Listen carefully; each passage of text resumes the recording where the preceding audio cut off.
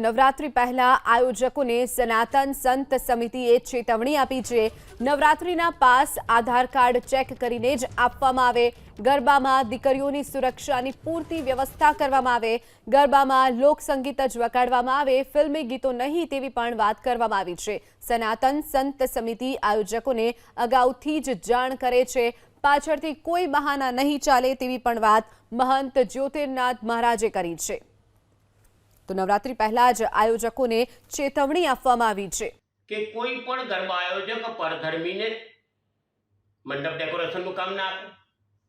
બીજા નંબરની માંગણી એ છે કે અત્યારે જે પાસ વિતરણ ચાલુ થયું છે તે આધાર કાર્ડ ચેક કરીને આપવામાં આવે। એમાં પણ પરધર્મીને આધાર પાસ ન જાય તેનું ધ્યાન રાખવામાં આવે।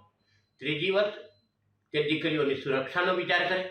અને ચોથી બહુ મહત્વની વાત કે ગરબાની અંદર આવતા દરેકને તિલક કરવામાં આવે।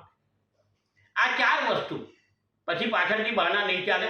અમારી ચેતવણી છે અને અમારી માગણી છે, લાગણી છે, સમગ્ર સનાતન ધર્મના લોકોની માગણી છે કે આ રીતનું કાર્ય। અને પાંચમી બહુ જ મહત્વની વાત એ છે કે ગરબાની અંદર ફોક ડાન્સ એટલે કે ગરબાની અંદર લોક સંગીત વગાડવામાં આવે, ના કે ફિલ્મી ગીતો વગાડવામાં આવે। વિભત્સતા ન પીરસાય તેનું ખાસ ધ્યાન રાખજો, આ વિનંતી છે।